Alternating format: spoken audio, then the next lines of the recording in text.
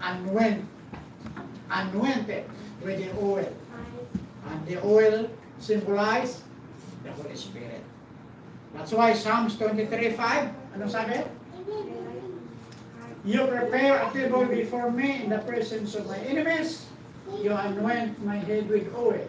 My cup overflows. See? So the oil of God is the Spirit of God. Mayroon parang study sa mga ships, yung mga karnero. Sabi nila, yung mga flies, yung mga pests that fly who enter the nose sa mga karnero and lay eggs that cause the ship's head to irritate. That's why the ships will dip their head sa bato kung saan nasulit. No? Because irritated yung mga karnero because yung mga flies doon na sa kanila putak. And then they will beat their head sa bato kung saan. And then, they will die. Yeah? So, likewise, tayo mga ships ng Panginoon, mga karnero, no?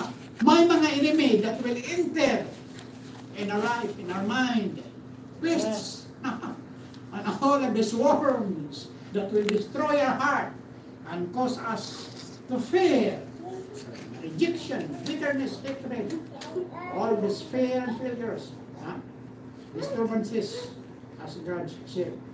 So, kailangan ng cure by the oil of healing. Literally, what they do, so that walang mga bacteria, those bacteria will not produce eggs, no? Sa ilong ng mga kanero, they will rub oil. They will rub oil. So, kailangan pala ng oil of the Holy Spirit of God in our lives. That? Parang lang ang pesticides. Holy Spirit. All of the trabaho ng Diablo sa ating buhay. Oil of the Lord's Spirit. So, the psalmist said, Thou anointest me with oil.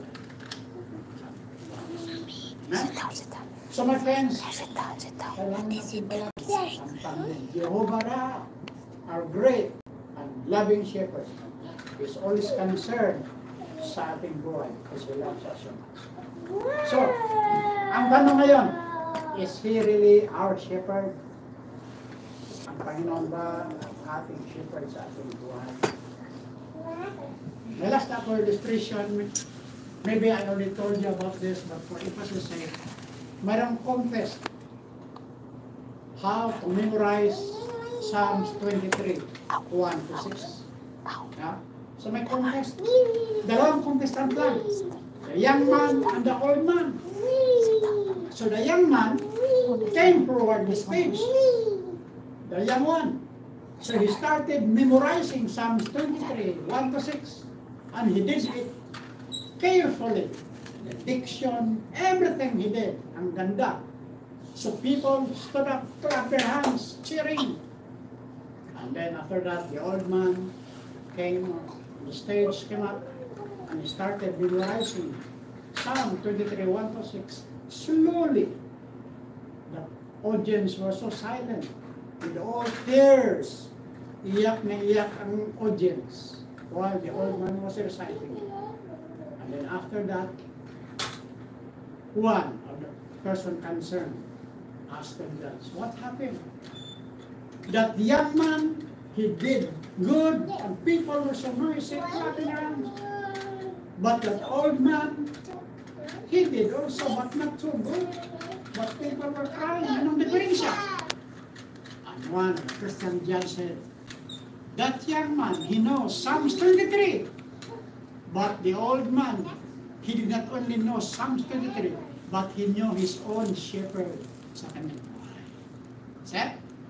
That's the difference.